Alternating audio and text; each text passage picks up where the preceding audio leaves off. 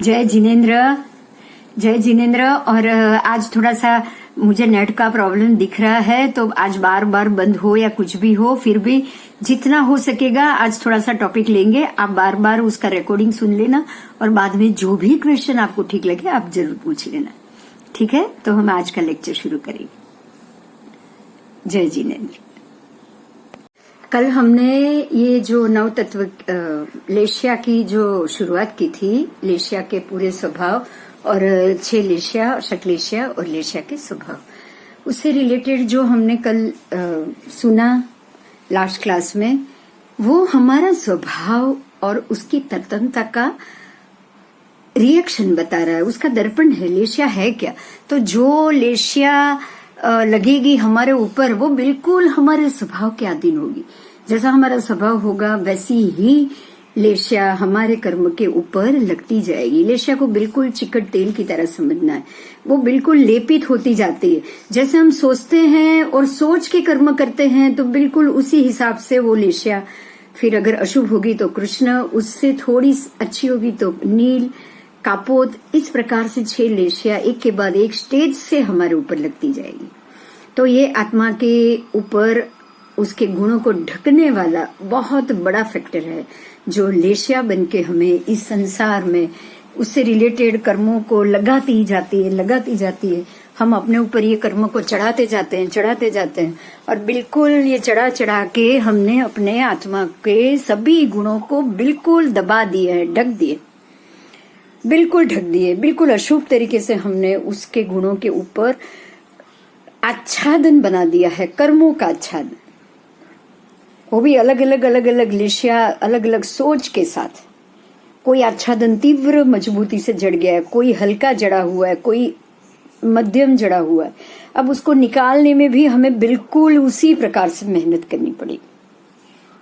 आत्मा अपने एक भव की परंपरा को खत्म करके वहां से छूटता है और अपने दूसरे भव की तरफ जब उसको गति करनी पड़ती है ना, तब भी चाहे उसको संसार में रहना है, वो कर्म से लेपित है, फिर भी वो आत्मा अपने गुणों के कारण, क्योंकि वो उसका स्वभाव है, आत्मा के गुण ही उसका स्वभाव है, तो जो उसका स्वभाव पड़ा है वो स्वभाव के अधीन वो सीधा रुजु गति करके सीधे 14 राजलोक से बाहर सिद्ध क्षेत्र में ही जाना चाहता है। वो उसका स्वभाव है, वो उसका गुण है। वो सीधा यही सोचता है कि मैं यहाँ से मुक्त हो जाऊं और मैं सारे ये झंझट से बाहर निकल के अपने स्वगुण के अंदर स्थित होकर निजानंद में मस्त रहूं।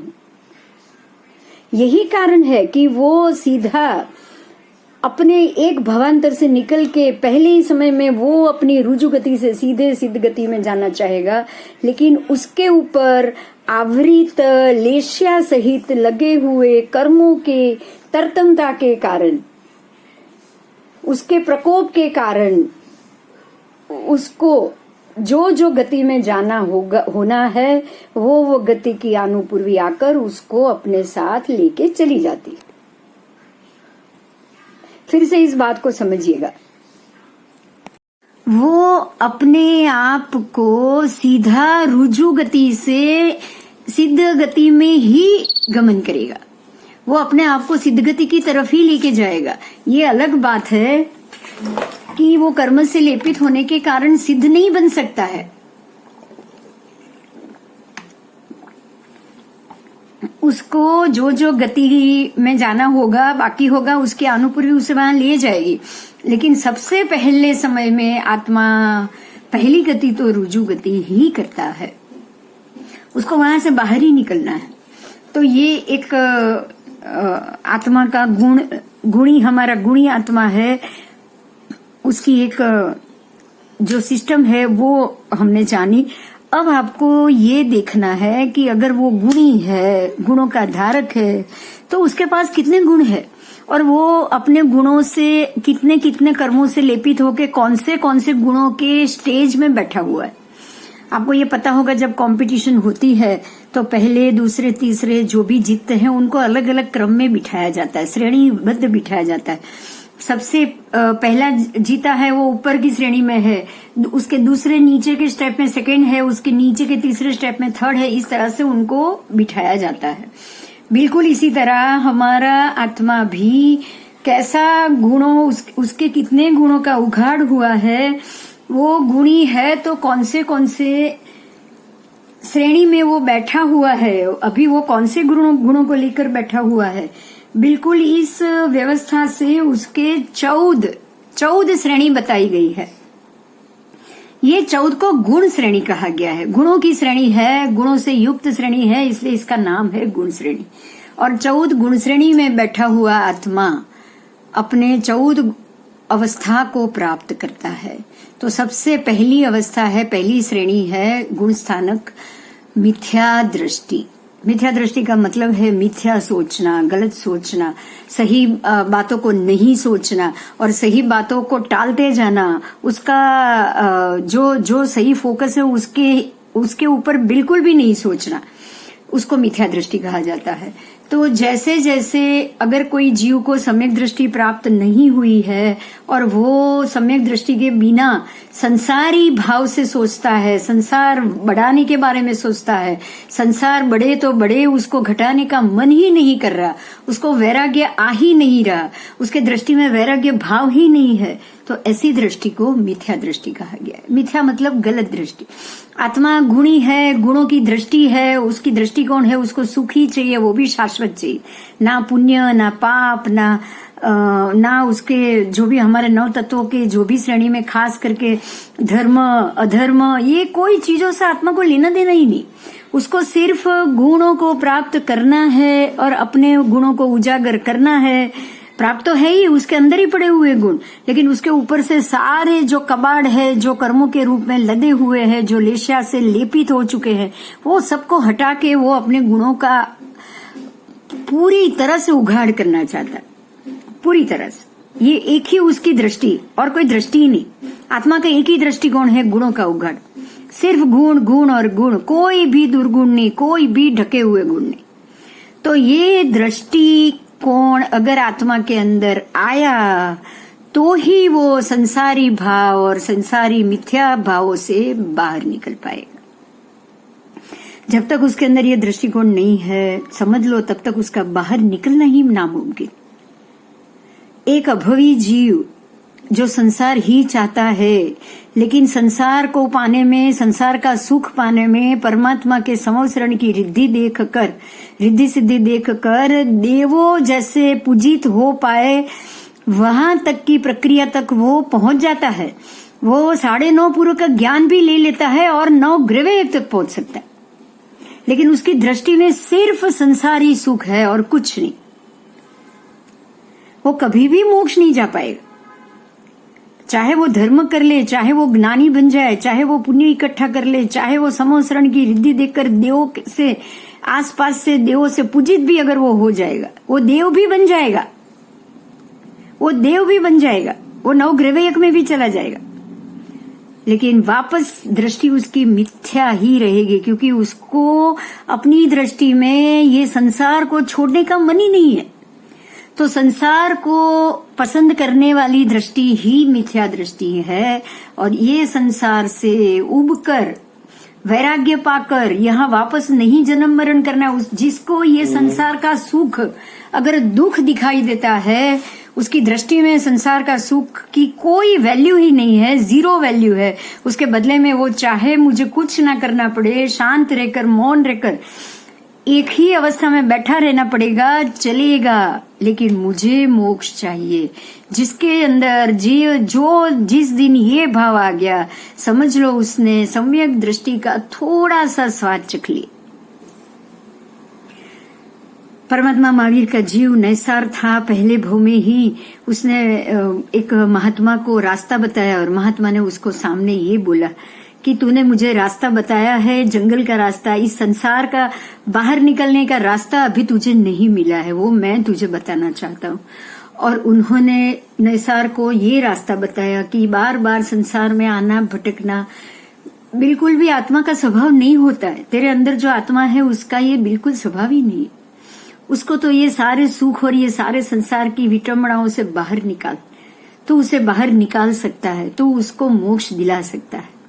और वैराग्य और यहाँ से बाहर निकलने की इच्छा अगर तू उत्पन्न करेगा तो ये नौकार मंत्र है।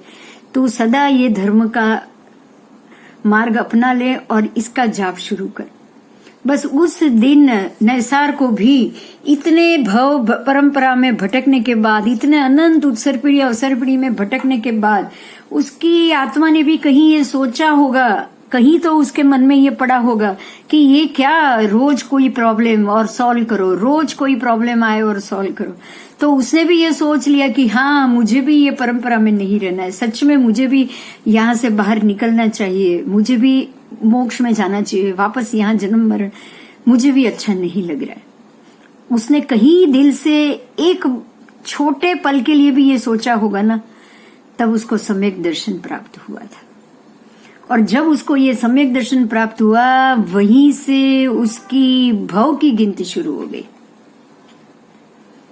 तो भव की गिनती तब शुरू होती है जब आप मिथ्या दृष्टि पहले गुण स्थान से निकल के थोड़ा सा भी वैराग्य की तरफ जाते हो, सम्यक दृष्टि की तरफ एक बार स्वाद लेने के लिए भी जाओगे। जिस तरह से अगर कोई खाना बन रहा हो और थोड़े से उंगली में आप कोई चीज को लेकर चखते हो ना, वो होता है सास्वादन। सास्वादन का मतलब आपने थोड़ा सा स्वाद लिया है, बिल्कुल थोड़ा सा, और ये स्वाद है ना आपको कुछ क्षण के लिए ही वहां पे रखेगा। क्योंकि अभी भी नैसार को सम्यक दर्शन का मन तो हुआ है, लेकिन उसका स्वभाव और उसके ऊपर लगे हुए कर्म उसको मिथ्यात्व से छोड़ेंगे तब ना। कर्म तो अभी भोगने बाकी है, अभी उसने थोड़ा ही स्वाद लिया, उसके ऊपर पड़े हुए स्वभाव को बदलना बाकी है, उसके ऊपर लगे हुए कर्मों को हटाना बाकी है, लेशा बदलनी बाकी है। ये सारा चीज करते करते करते करते वो वापस मिथ्यात्व में जाएगा, फिर से मिश्र में, अभी मिथ्यात्व में नहीं जाएगा, अब वो वापस मिश्र से मिश्र में चला जाएगा, दोनों मिश्रित में जाएगा। कभी उसका मन करेगा हाँ मुझे तो, जैसे हम मंदिर जाते हैं तो बिल्कुल भगवान के हो जाते हैं, तो हम मिश्र हो गए हैं, अब हम वापस मिथ्यात्व में, जब घर आ जाएंगे तब सब भूल जाएंगे, तब हम वापस सास्वादन में आ जाएंगे, फिर से हम मिश्र में चले जाएंगे। मिश्र में इसीलिए जाएंगे क्योंकि हम संसार में रहेंगे, जब हम घर में रहेंगे तो घर का सुख चाहिए, बच्चों का सुख चाहिए, शरीर का सुख चाहिए। आपको ये बात बता दूं, शरीर की कामना, शरीर की इच्छा और ऊपर से शरीर भोगने की इच्छा और शरीर को अच्छा रखने की इच्छा, ये तीन चीज आपको कभी शरीर से दूर रखेगी ही नहीं। बार बार ये इच्छा ही हमें जन्म लेने पे मजबूर करती है। अगर हमने, आप देखोगे महात्मा सभी जैसे ही दीक्षा लेते हैं ना, शरीर की आड़ पंपाड़ बिल्कुल छोड़ देते। तप करना ही इसलिए है कि शरीर क्रूश हो जाए, क्योंकि आपने उसकी इच्छा ही छोड़ दी, आपने उसको क्रूश बनाकर रख दिया, तो सीधी बात है अगले भव में वो आपको मिलेगा नहीं। आप उसकी चिंता नहीं कर रहे हो, आप उसके लालन पालन में लगे नहीं हो, तभी अगले भव में उनको शरीर नहीं मिलता। वो निर्वेदी बन सकते हैं, नहीं तो वेद एक ना एक वेद तो शरीर को मिलना ही है, या स्त्री वेद मिलना है, या पुरुष वेद मिलना है, या नपुंसक वेद मिलना है। शरीर की चिंता, शरीर की व्यवस्थितता और शरीर को सुखी बनाने का दृष्टिकोण ही हमारा गलत है, और वही हमें बार बार जन्म लेने के लिए मजबूर करता है। आज आप ये चीज जानो, एक बार स्पर्श किया सम्यक दृष्टि आपकी बैलेंस शीट बना देगा, वहीं से आपकी भव गिनती शुरू, वहीं से आपका पूरा हिसाब किताब शुरू। परमात्मा महावीर के भव में, नैसार के भव में तो उनका ये भव निश्चित भव गणतरी 27 की हो गई, मगर उनको पता चल गया मरीचि के भव में, जब मरीचि के भव में, तीसरे ही भव में जब उन्होंने त्रिदंडी का वेश लिया था, और अचानक ही भरत राजा को ये प्रश्न हुआ कि परमात्मा आप भगवान, हे भगवान, आपके जैसा कोई और तीर्थंकर होने वाला जीव क्या इस संवत्सर में मौजूद है? और परमात्मा ने ये जवाब दिया कि तेरा बेटा ही है मरीचि, अभी तो वो त्रिदंडी का वेश लेकर बैठा है, लेकिन तेरा बेटा इसी भव में प्रति वासुदेव भी बनेगा, चक्रवर्ती भी बनेगा और तीर्थंकर भी बनेगा। और भरत राजा उनको वंदन करने गए, वंदन करके बोला कि मैं आपको वंदन नहीं कर रहा, आपके अंदर बैठे हुए तीर्थंकर के जीव को वंदन कर रहा हूं, क्योंकि आज मुझे भगवान ने बताया है, परमात्मा ऋषभ देव ने बताया है कि आपका जीव, आप भावी तीर्थंकर भी हो, आप भावी चक्रवर्ती भी हो और आप भावी प्रतिवासुदेव भी हो। यही सोच के, यही सुन के उन्होंने अहंकार किया। अगर ये नहीं सुना होता तो शायद वो अहंकार नहीं करते। और आपके लिए यहीं पे जानना एक बात बहुत जरूरी है। देखिए, महावीर स्वामी के जीव ने चक्रवर्ती का जो नियाणा बांधा था, कर्म बांधा था विश्वभूति के भव में, 13वें भव में, और वो शायद 15वें भव में, और वो चक्रवर्ती बने 16वें भव में। विश्वभूति के भव में तो उन्होंने नियाणा बांधा है, और उसके बाद 16वें भव में वो प्रतिवासुदेव बने, लेकिन आदेश्वर दादा ने पहले ही भव में तीसरे ही भव में बता दिया। केवली है, वो जान सकते हैं कि अभी ये जीव को कहां कहां जाना बाकी है। जब उन्होंने प्रतिवासुदेव का कर्म ही बांध में बांधा है, नियाणा ही बाद में 15वें भव में बांधा है, तो तीसरे भव में उनके ऊपर, आत्मा के ऊपर से लगे हुए कर्मों से हिसाब कैसे बना? कैसे पता चला कि ये वासुदेव भी बनेंगे, प्रतिवासुदेव भी बनेंगे? क्योंकि उनके सत्ता में पड़ा था ये उनकी सत्ता में पड़ा हुआ था। उसके प्रतिवासुदेव के रिलेटेड या वासुदेव के रिलेटेड या चक्रवर्ती के रिलेटेड और तीर्थंकर नाम कर्म बनने का ये जो गुण है ना, गुण, वो उनका स्वभाव खाली उनको ये होने के बाद हुआ है ना, ये आत्मा का अपना स्वभाव होता है। जो इतने अनंत उत्सर्पिणी अवसर्पिणी में वो सभी के ऊपर उपकार करते आए ही हैं, जन कल्याणी स्वभाव लेकर आए ही होंगे।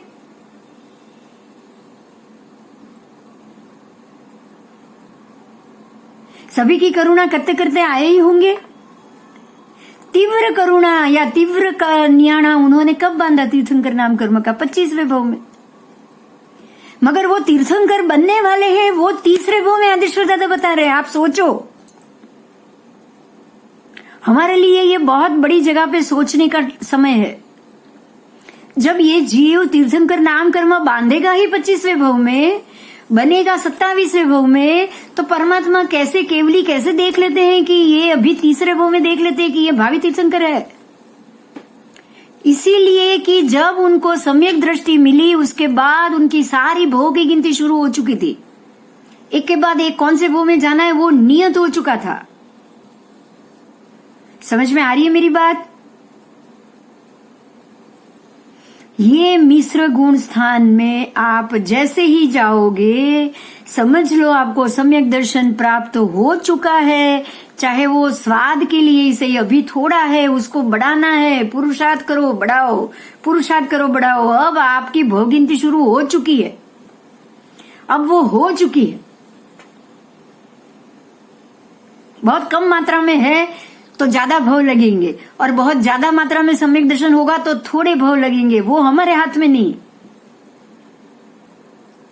मगर भव गिनती तो शुरू हो चुकी है ना। ये बहुत बड़ी बात है।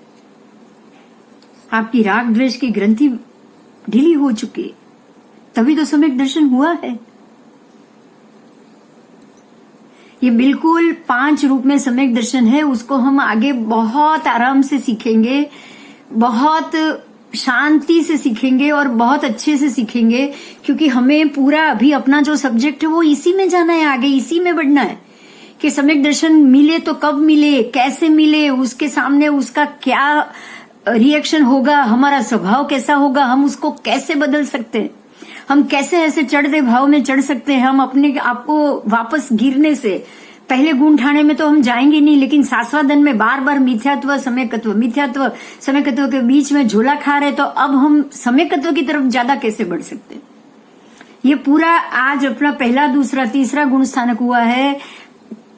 आगे के लेक्चर में हम श्रावक के बाकी के 2 गुण स्थान देखेंगे। चौथा गुण स्थानक है अविरति सम्यक दृष्टि। आपको एक सम्यक दृष्टि आ चुकी है, मिश्र सम्यक दृष्टि, अब आपको आएगी अविरति सम्यक दृष्टि। मतलब बिना व्रत की सम्यक दृष्टि। उसके बाद आएगी देशवृत्ति सम्यक दृष्टि। आप उसके बाद देशवृत्ति में आओगे, उसके बाद सर्ववृत्ति में जाओगे। हम पूरे गुण स्थानक को बिल्कुल व्यवस्थित रूप से सीखेंगे। मैं चाहती हूं कि आप अपना आगे का जो लेक्चर है वो बाकी के 2 गुण स्थान है ना, हम एक साथ सीखें, क्योंकि वो श्रावक के हैं और ये हमारे लिए बहुत जरूरी। हमें क्या करना चाहिए, कहाँ बचना चाहिए, कैसे रहना चाहिए, वो सारे क्वेश्चन आंसर्स आप बना के रखना, अपने आप संयोजक करके रखना, और अगले क्लास में हम इसको पूरी तरह से डिस्कस करेंगे। आज थोड़ा नेट प्रॉब्लम हुआ है, आप लोगों के शायद सुनना नहीं सुनना प्रॉब्लम हुआ हो। बिल्कुल शनि रवि आपके हाथ में है, आप दोनों दिन ये पूरा आज का लेक्चर पूरा ध्यान से आप सुन लीजिएगा, और मैं चाहती हूँ आपकी ओर से मुझे ढेरों सवाल मिले। ठीक है, और कोई प्रश्न हो तो पूछ लीजिएगा। सबसे पहला जो हमारा जो स्टेप है वो है मिथ्या दृष्टि। मिथ्या दृष्टि का मतलब, मिथ्या का अर्थ ही है गलत दृष्टि। मेरा दृष्टिकोण ही गलत है, मतलब जो चीज को मुझे पाना है उस तरफ मैं जा ही नहीं रही हूँ। मुझे जाना है पालीताना और मैं जा रही हूँ शिखर जी की तरफ, मतलब कलकत्ता की तरफ, तो मैं नहीं पहुंच पाऊंगी, सीधी बात। मतलब जो चीज के लिए आत्मा का दृष्टिकोण होना चाहिए उस तरफ आत्मा जाएगा ही नहीं ना, तो उसी को हम मिथ्या दृष्टि मानेंगे। ये मिथ्या दृष्टि का अर्थ ही होता है हम उस कर्म से दबे हुए आत्मा को उसके कर्म से मोक्ष दिलाने के लिए प्रयास ही ना करें। देखिए, आत्मा का दृष्टिकोण क्या है, उससे पहले सबसे पहले फर्स्ट स्टेप हमको ये समझना पड़ेगा कि हमारा आत्मा का दृष्टिकोण क्या है या क्या हो सकता है। तो हर एक आत्मा का दृष्टिकोण सिर्फ और सिर्फ सिद्ध गति में जाके अपने गुणों को उजागर करना ही होता है। आपको हमने आगे जो पढ़ाया ना, उसमें एक मुद्दे पे जरूर आप ध्यान दो। हर एक जीव को जैसे ही एक जगह से वो जीव छूटेगा ना, आत्मा छूटेगी ना, एक शरीर से बाहर निकलेगी ना, वो सीधी रुजु गति ही लेगा। आत्मा की एक ही गति है, वो है रुजु गति। आत्मा की दूसरी गति ही नहीं है, वो सीधा ऊपर ही जाने की कोशिश करेगा। ये 14 आदलोक से उसको बाहर ही निकलना है, उसको अपने सभी गुणों को उजागर करा के वहां बैठना है। पर गुण उजागर हुए नहीं, कर्म से लेपित है, तो वो होगा क्या, उसको कंपलसरी दूसरी जगह जाना पड़ेगा। तो आप एक चीज समझ लो, आत्मा का फोकस एक ही है और वो है अपने गुणों को उजागर करना, गुणी बनना, अपने गुणों को खोल के जहां उसकी जगह है, जो उसकी मूल जगह है, वहां जाकर बैठ जाना। अब उसके ऊपर जो भी अंदर आत्मा को जो भी उसके ऊपर जो कर्म लगे हुए हैं, जो उसने भव लिए हैं, भवगत जो उसका स्वभाव बना है, और भवगत जिसने उसको जो तकलीफें दी है, तो वो तकलीफों के कारण वो जो कर्म से लेपित, पहले तो समझ नहीं है इसीलिए कर्म से लेपित हुआ। देखिए, हम सबसे पहले बेसिक जानेंगे कि आत्मा सबसे पहले कर्म से लेपित ही क्यों होता है, क्योंकि उसको पहले तो समझ ही नहीं होती वो कहाँ है, वो क्या कर रहा है, उसको क्या करना चाहिए, उसका दृष्टिकोण क्या है।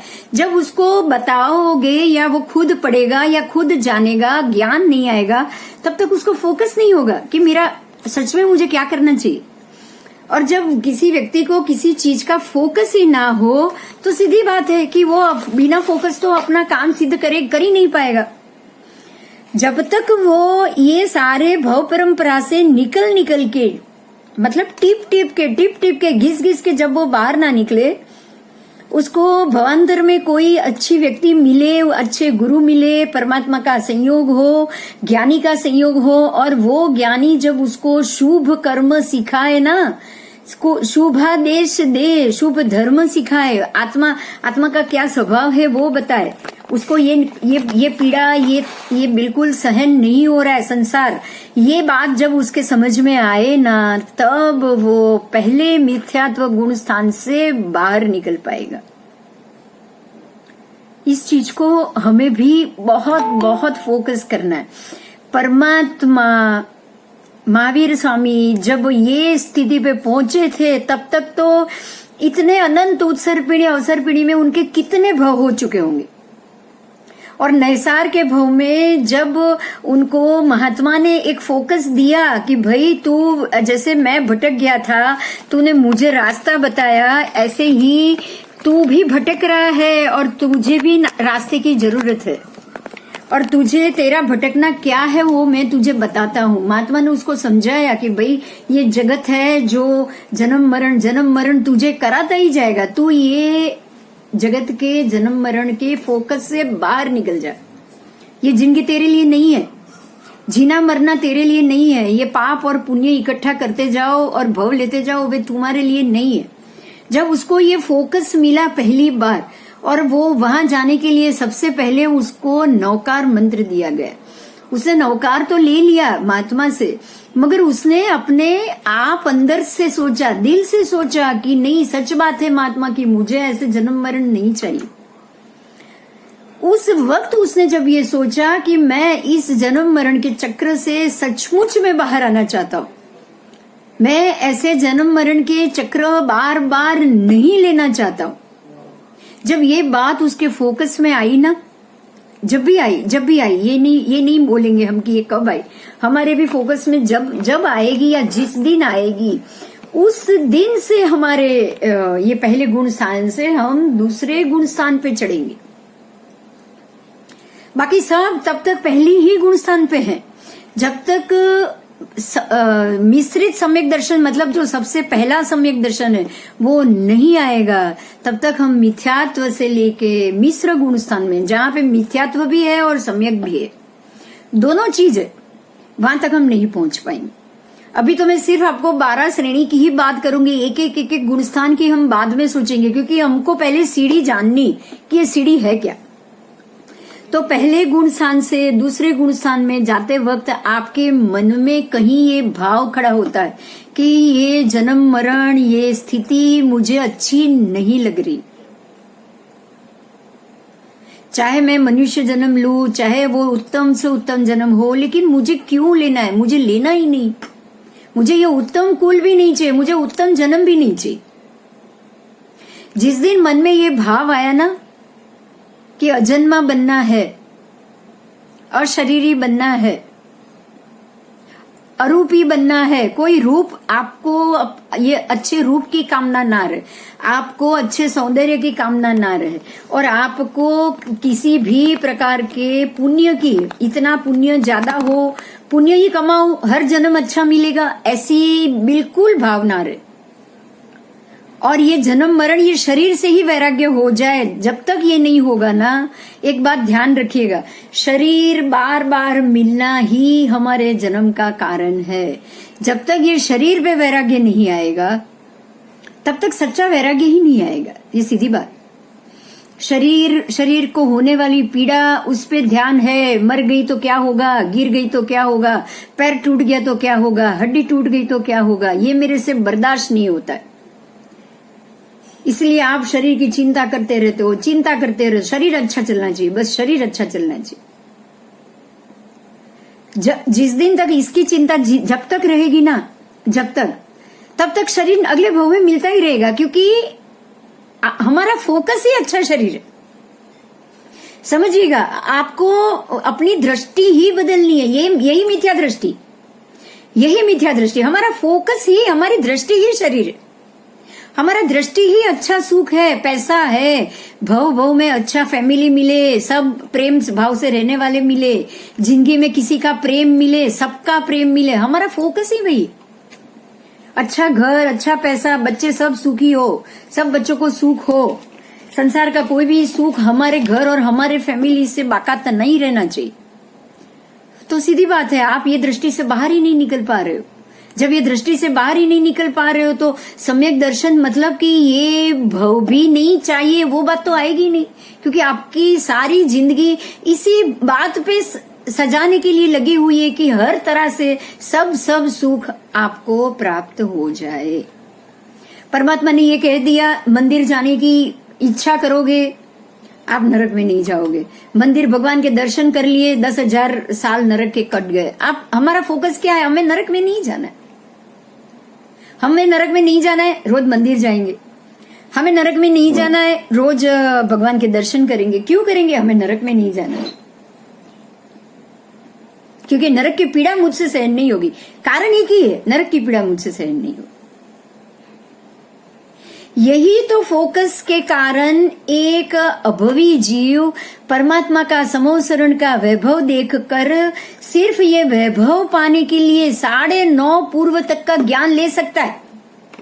सोचो आप, इतना ज्ञानी बन जाता है कि वो 9 ग्रह तक पहुंच जाएगा।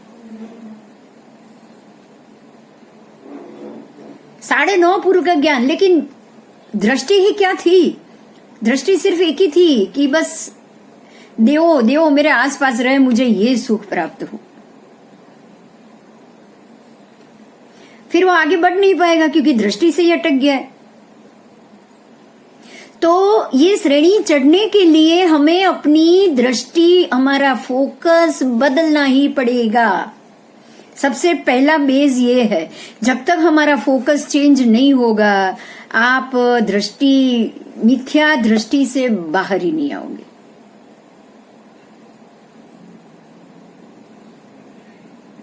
दृष्टि से बाहर निकलना है और हमारे फोकस को बदलना है। मिथ्या दृष्टि के बाद होता है सम्यक दर्शन का आना, प्रविष्ट होना। पहली बार ऐसा मन होना कि ये सारा सुख नहीं चाहिए, चाहे कितना भी पैसा मिले, कितना बढ़िया से बढ़िया शरीर मिले, बढ़िया से बढ़िया भोग मिले, सब मिले, पर ये सुख मुझे नहीं चाहिए। मुझे बिल्कुल मेरी आत्मा को शांत रखकर बिठा देना, कुछ नहीं करना है मुझे अभी। फिर से जन्म, फिर से मरण, फिर से संसार, फिर से व्यवहार, फिर से बच्चे, फिर से फैमिली नहीं चाहिए, कुछ नहीं चाहिए। ये एक बार फोकस आ जाए तो आप पूरे कर्म से अभी अलिप्त नहीं हुए हो और आपके मन को वैराग्य छू गया, मतलब अब आप मिश्र श्रेणी में हो। आप मिश्र श्रेणी में इस प्रकार से हो कि आपको वैराग्य छू गया है, वैराग्य का मन हुआ है, फिर से जन्म मरण नहीं करने की इच्छा प्रकट हुई है, और दूसरी तरफ आपकी आत्मा अभी भी बाकी कर्मों से लिप्त है। तो अब यहाँ पे आपका हिसाब किताब होगा, आपकी बैलेंस शीट बनेगी। बैलेंस शीट ऐसी बनेगी कि एक बार सम्यक स्पर्शित हो गया तो अब जहां जहां जो जो आपकी सत्ता में, आपकी आत्मा की सत्ता में जो जो कर्म पड़े हैं, अनंतानु का उदय होगा तो नरक गति, ये होगा तो ये गति, सारी बैलेंस शीट बन जाएगी। और 27वें भव में भी ही महावीर स्वामी की बैलेंस शीट बन चुकी, मरीचि के भव में। और भगवान ऋषभ देव ने भरत राजा के पूछने पे ये बता भी दिया कि तेरा जो बेटा मरीचि है, जो अभी अलग से वेश लेके खड़ा है, बैठा है, वो इस उत्सर्पिणी में प्रति वासुदेव भी होगा, चक्रवर्ती भी बनेगा, और आने वाला तीर्थंकर, अंतिम तीर्थंकर भी बनेगा। और आपको ये पता होगा कि परमात्मा महावीर के जीव ने 16वें भव में चक्रवर्ती, वो प्रति वासुदेव बने थे, मतलब उन्होंने 15वें भव में ये नियाणा किया था कि मेरे सारे तप का फल मुझे अभीष्ट बल के रूप में प्राप्त हो। उन्होंने नियाणा 15वें भव में बांधा है। वो प्रति वासुदेव 16वें भव में बने, लेकिन उनका हिसाब किताब 3रे भव में तय हो गया था। समझ रहे हो आप ये व्यवस्था, कर्म की कैसी व्यवस्था है? 3रे ही भव में। हाँ हाँ बोलो। आवाज बहुत टूटी जाए છે। આપણા ભાવ ફિક્સ કયો ભાવ કરશે બધું ફિક્સ થઈ જાય। આપણા ભાવથી सम्यक दर्शन આપણને પ્રાપ્ત થાય, हाँ ત્યારથી મોક્ષ સુધીના બધા ભાવ ફિક્સ થઈ જાય આપણે। वही तो समझो, मैंने आपको एग्जाम्पल दिया, उसमें आपको समझ में आ गया होगा। मैं इसीलिए तो ये एग्जाम्पल दे रही हूँ आपको, फिर से बोल रही हूँ, सुनिए, मैं फिर से बोल रही हूँ, आप सब सुनिएगा। देखिए, परमात्मा महावीर के जीव की हम चर्चा करेंगे। परमात्मा महावीर के जीव को जब सम्यक दर्शन मिला, वो नैसार का भव था, नैसार के भव में उनको सम्यक दर्शन मिला है। उसके बाद 3रे मरीचि के भव में परमात्मा आदिनाथ दादा का वो पोता बने हैं, केवली भगवान आदेश्वर दादा तो केवली थे।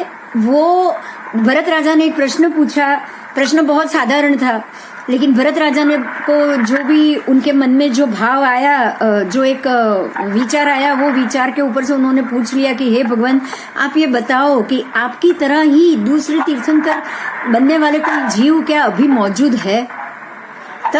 तब उनको परमात्मा ये बता रहे हैं कि तुम्हारा बेटा जो मरीची है, जो अभी दीक्षा लेने के बाद कुछ और वेश धारण करके बैठा है, वही अपने पूरे बाकी के भविष्य काल में और ये जब तक ये अनंत उत्सर पीढ़ी अवसर पीढ़ी का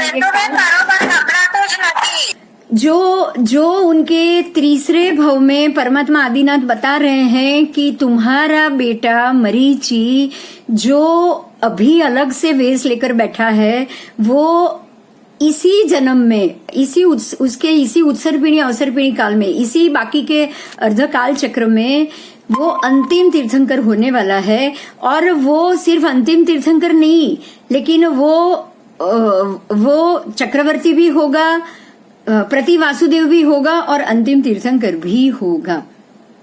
बराबर? ये आदिनाथ दादा ने बता दिया, हाँ या ना? हाँ, ये आदेश्वर दादा ने बता दिया, क्योंकि वो केवली परमात्मा है। तो वो केवली परमात्मा वो हरेक जीव की अपनी स्थिति जानकर सब चीज बता देते हैं कि उनके कितने भव बाकी है, वो क्या क्या होने वाला है, सब बता देते हैं। अब हमारे लिए एक ही प्रश्न है, ये हमारे लिए है। आप इतना सोचिए कि जब मरीची अपना तीर्थंकर नाम कर्म 25वें भव में बांधने वाले थे, अपना प्रति वासुदेव नाम कर्म वो 16वें भव में बांधने वाले थे। आप सोचिए, 16वें भव में कर्म ही 16वें भव में बांधा है उन्होंने, और आदेश्वर दादा ने तीसरे भव में ही बता दिया।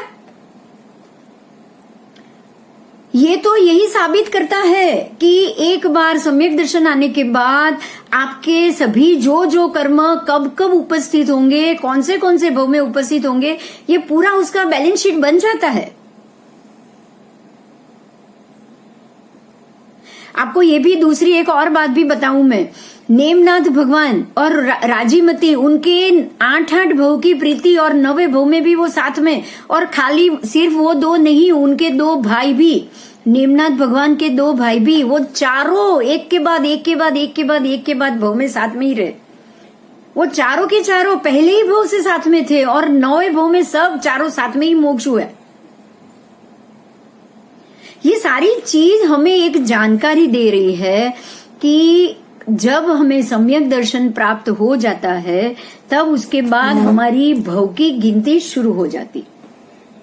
मतलब आपका एक हिसाब किताब शुरू हो चुका है, और आपके इतने भव के अंदर आप अपने सारे बाकी के कर्म को समाप्त करके आप मोक्ष चले जाओगे, ये बात निश्चित हो जाती। अभी बोलो, कोई क्वेश्चन है? मेरी बात समझ में आई?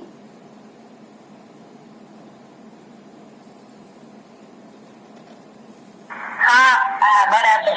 अभी समझ में आ गया ना? क्लियर हुआ ना?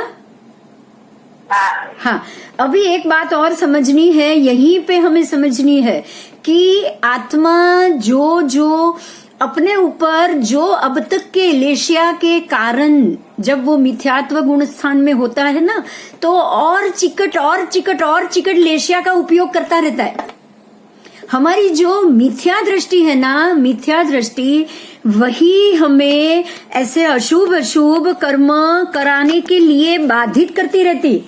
अब आप एक और नई चीज जानो प्लीज, ये बहुत महत्व की है कि ये लेशिया ही है जो आपको मिथ्या के बाहर निकलने नहीं दे रही, क्योंकि आपका दृष्टिकोण ही चेंज नहीं हो रहा है। लेशिया के कारण आपका जो फोकस है, आपका जो दृष्टिकोण है, आपके वैराग्य सूचित दृष्टिकोण आपके अंदर आ ही नहीं रहा है, वो ला ही नहीं रहा है। तो जैसे लेशिया चेंज होगी, आपका मिथ्यात्व गुण स्थान चेंज हो जाएगा, और जैसे मिथ्यात्व गुण स्थान से आप सास्वादन दूसरे तीसरे पे पहुंच गए ना, दूसरे पे ज्यादा समय नहीं रह सकते, हम सीधे तीसरे पे चले जाते हैं। तो तीसरे पे जैसे ही आप चले गए, आपकी बहु गिनती शुरू हो गई। तो रूट आपको क्या चेंज करना है? जो परमात्मा बोलते हैं कि पराक्रम करो, पुरुषार्थ करो, मेहनत करो। तो कहां पे मेहनत करनी, हमें हथौड़ा कहां पे मारना होगा? क्लियर हो रहा है मेरी बात? फोकस आ रही है सब? आपको हथौड़ा ही मारना अपने मिथ्या दृष्टिकोण पे है। मिथ्या मतलब मिथ्यात्व का कुछ अलग मतलब मत निकालिए। मिथ्यात्व का मिथ्या का एक ही मतलब निकलता है, मोक्ष जाने की बिल्कुल इच्छा ही नहीं होना, मुक्त होने के भाव ही नहीं है आपको। आपको सब अच्छा लगता है, शरीर अच्छा लगता है, शरीर मिला अच्छा लगता है, शरीर भोगना अच्छा लगता है, शरीर का सुख भोगना अच्छा लगता है। शरीर को पीड़ा मिल रही है, बिल्कुल पसंद नहीं आ रही है। आपको शारीरिक पीड़ा बिल्कुल नहीं चाहिए, आपको कुटुंब में पीड़ा नहीं चाहिए। बच्चों का तकलीफ हो गई, किसी बच्चे की डेथ हो गई, आप उसको सहन नहीं कर पा रहे हो। आप ये नहीं सोच रहे हो कि हर एक व्यक्ति अपने अपने कर्म के अधीन है, आप ये सोच ही नहीं पा रहे हो क्योंकि आपको पता ही नहीं है, आप ये जानते ही नहीं हो। आपको तो यही लग रहा है कि मेरे ही साथ ऐसा क्यों हो रहा है, मुझे ही बच्चों की तकलीफ क्यों देखनी है, बाकी सारे बच्चे सुखी है, मेरे ही क्यों। और यही कारण है कि हम दूसरे की जेलसी मतलब और गुनाह करते जाएंगे, और गुनाह करते जाएंगे, और गुनाह करते जाएंगे। तो जब मोक्ष का दृष्टिकोण आएगा ना, तो निमित्त समझ में आएगा कि ये तो सारी चीज सबके साथ होगी, उनके साथ जरूर होगी जिन्होंने ऐसे कर्म बांधे हुए। कर्म व्यवस्था समझ पाना ही सम्यक दृष्टिकोण है। अभी मेरी बात क्लियर हुई? खोल सकते हो आप, पूछो जो पूछना चाहते हो।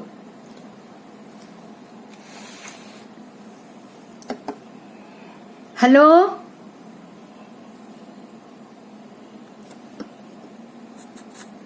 क्लियर थी? हाँ हाँ सुनाई दे रहा है ना, बस ठीक है। हाँ, ये मिथ्या दृष्टि दूर होते ही आप मिश्र गुण स्थान, पहले तो सास्वादन में पहुंचोगे।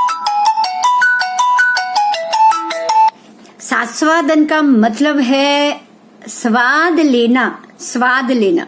जैसे कि आपको ये पता होगा कि अगर किसी चीज आपने थोड़ी सी भी, आपने ज्यादा नहीं चखा है भी, खाना कैसा बना है, हम ऐसा कभी कभी कर लेते हैं, नमक स्वीट तो मीठा तो डाल दिया लेकिन बराबर है या नहीं, तो आप स्वाद लोगे, थोड़ा सा इतना लेके चखोगे, चखने के बाद बोलोगे कि ये मीठा बराबर है या नहीं। आप खा नहीं रहे हो, आप सिर्फ चख रहे हो, स्वाद ले रहे हो। तो सास्वादन का मतलब है कि आपके मिथ्या दृष्टिकोण होते हुए भी आपने सम्यक दर्शन का स्वाद लिया। तो स्वाद कितने समय तक रहेगा? एक बार दिमाग में आया कि भाई सारे झंझट से बाहर निकलो, ये सुख दुख वापस चाहिए ही नहीं, अगर किसी ने बता दिया कि तो एक बार आप खुश हो गए कि हाँ हाँ चलो बाहर निकलना है, क्योंकि मुझे ये बार बार जन्म मरण लेना वैसे भी अच्छा नहीं। ऐसा क्या फायदा, बार बार आने से क्या फायदा, उससे तो अच्छा है कि ये बार बार आने का चक्कर बंद हो जाए। एक बार आपने ऐसा सोच लिया, लेकिन ना आपने स्वभाव बदला है, ना आपने लेशिया बदली है, ना आपने कर्म करने के तरीके बदले हैं, तो आप ये स्वाद लेके वापस मिथ्यात्व में गिर जाओगे या नहीं गिर जाओगे? आपको यही लगेगा कि ये स्वाद खाली चखा बस, अब वापस आप मूल रूप में आ गए। इसको दूसरा स्टेज सास्वादन गुण स्थानक कहा गया है। यहाँ पे हम थोड़ा सा स्वाद चखते हैं सम्यक दर्शन का। सम्यक दर्शन थोड़ा आया है, पहले ही स्टेज का आया है, कुछ समय तक रहेगा। वैसे कहा जाता है कि यहाँ 48 मिनट से ज्यादा आप रुक ही नहीं पाते हो। मतलब एक बार सम्यक दर्शन का स्वाद तो आ गया, लेकिन आप वापस अपने रोज के रूटीन में घुस जाओगे। जैसे हम सोचते हैं कि नहीं भगवान की पूजा तो रोज शुरू करनी है, तो 1 दिन की, 2 दिन की, 3 दिन की, वापस अपने वापस रूटीन में हम वापस चले गए। तो ये जो बार बार किसी चीज के ऊपर सम्यक दर्शन के बारे में सोचना और वापस अपने मिथ्यात्व में फिर से चले आना, ऐसे आप थोड़े दिन होंगे, वापस वही याद दिलाएंगे, महात्मा याद दिलाएंगे कि भाई क्या हुआ, क्यों ये सब बंद कर दिया, तो वापस कुछ समय के लिए जाओगे। जैसे हमारे साथ ऐसा होता है, व्याख्यान में गए तो भगत बन गए, मंदिर में गए तो भगत बन गए, वापस घर पे आए तो वापस अपने रूटीन में हम घुस गए। तो ये हो गया सास्वादन गुणस्थान और मिश्र गुणस्थान। आप वापस पहले में नहीं जाओगे, या तो आप जाओगे वहीं पे मिश्र में, या फिर आप आओगे सातवां दिन आप बार बार मंदिर में जाएंगे, भगत बन जाएंगे और थोड़ी देर में वापस आप अपने रूटीन में मिश्र में पहुंच जाओगे। मिश्र में दोनों है, मिथ्या भी है, सम्यक भी है। तो ये आपका तीसरा स्टेज है जहां पे आपको ये दोनों चीज मिल रही है। वहां पे मिश्र भी मिल रहा है और सिर्फ सातवां दिन मतलब थोड़ा सा ही सम्यक का स्वाद, और वापस मिथ्या और सातवां दिन मिश्र, सम्यकत्व मिश्र, वापस मिश्र और वापस सातवां दिन, वापस मिश्र, वापस सातवां। पर आप इतना समझ लो कि अब आपका एक बैलेंस शीट बन चुका है। अब आपकी आत्मा वापस मिथ्यात्व गुण स्थान में नहीं जाएगी। फिर से मिथ्यात्व आप कभी नहीं जाओगे, खाली मिथ्यात्व आप कभी नहीं बनोगे। ये परमात्मा की मेहरबानी है, ये जैन शासन की मेहरबानी। एक बार इसका अगर आपने स्वाद चख लिया ना, एक बार वैराग्य का स्वाद चख लिया, एक बार भगवान के सुख का, वितरागता का स्वाद चख लिया कि भाई नहीं मुझे राग चाहिए, नहीं मुझे द्वेष चाहिए, नहीं मुझे सुख चाहिए, नहीं मुझे दुख चाहिए, मुझे बिल्कुल न्यूट्रल हो जाना है, बिल्कुल तटस्थ हो जाना है। तो ये जो पोजीशन एक बार हमारे आत्मा ने अगर ये स्टेज चढ़ लिया ना, एक बार ये गुण स्थान दूसरे पे एक बार पैर रख लिया ना, तो आप अभी मिथ्यात्व में कभी नहीं जाओगे। तो ये तभी संभव है। सबसे पहले ये तीन मिथ्यात्व, मिश्र और सास्वादन और मिश्र, ये जो तीन स्टेज है वो तभी संभव है जब आपकी बैलेंस शीट बन जाए, आपकी भोग की गिनती शुरू हो जाए। उसके बाद चाहे आप जैसे हम परमात्मा महावीर स्वामी की बात करेंगे, नैसार के भव में उनकी ये गिनती शुरू हुई, उसके बाद वो बहुत बार नरक में गए। अनंतानुबंधी का उदय आया है, सत्ता में पड़ा होगा तो आएगा। जितनी बार अनंतानुबंधी का सत्ता में पड़े अनंतानुबंधी का उदय आएगा, वो उतनी बार नरक में जाएंगे। लेकिन इतना आपको ध्यान रखना है कि ये नया अनंतानुबंधी कभी नहीं बांधेंगे। ये बहुत ही स्पष्ट बात है। पहला गुण स्थान छोड़ के जब आप दूसरे सातवां में जाते हो तो नया अनंतानुबंधी तो कभी नहीं बांधोगे आप। अंदर जो पड़ा हुआ है उसका जब कर्म उदित आएगा तो उसको भोगोगे, और वो जब भोगोगे तब ग्रंथि भेद होके भोगोगे, तब वो वितराग होके भोगोगे। आपके राग द्वेष की ग्रंथि बिल्कुल हल्की हो चुकी है और भोगोगे। अब वो हल्की ही हो गई, आपको एक बार सम्यक मिल गया, आपको एक बार सास्वादन हो गया, तो अब वापस मिथ्यात्व तो जाना वो संभव ही नहीं। पूरे मिथ्यात्व में जाना, पूरे मिथ्यात्व में, क्योंकि मिश्र में भी मिथ्यात्व तो है। तो नया अनंतानुबंधी आप कभी नहीं बांधोगे। मेरी इतनी बात समझ में आ गई? एक बार सब माइक खोल दो प्लीज। से प्रभु महावीर का उदाहरण है, बिल्कुल इसी तरह से नीमनाथ, राजुल और उनके दो भाई प्रथम भव से ही चारों ने एक साथ अपनी पूरी स्थिति में आगे वो निकलते भी गए, और उन्होंने बिल्कुल अपने चारों ने साथ में ही सम्यक दर्शन को भी साथ में प्राप्त किया, सम्यक दृष्टि। उसके बाद भव गिनती 9 के 9, सभी ने, चारों ने 9 के 9 भव में एक दूसरे का साथ जोड़े रखा, सम्यक दृष्टि में आगे बढ़ते रहे और बराबर 9वें भव में चारों साथ में ही मोक्ष गए। तो ये एक तरीका है जो हमारे आत्मा के ऊपर लगे हुए एक बार का सम्यक दर्शन इतना बड़ा काम करता है कि अब आप नया पाप नहीं बांधोगे। जो भी आपका जो है उसको आप भोगोगे, आप अनंतानुबंधी होगा तो उस हिसाब से जाओगे, लेकिन नया अनंतानुबंधी कभी नहीं बांधोगे। इसी प्रकार से अगले क्लास में हम इसकी डिटेल से चर्चा करेंगे आपको नेक्स्ट क्लास में। और श्रावक के देशवीरति, सर्ववीरति, उसके मामले में भी हम पूरी जानकारी लेंगे। तब तक मैं चाहती हूँ कि आप यही टॉपिक को बार बार सुनो और जो भी आपके मन में क्वेश्चन आंसर आए उसको रेडी करो। ठीक है? जय जिनेंद्र। अब हम अगली क्लास में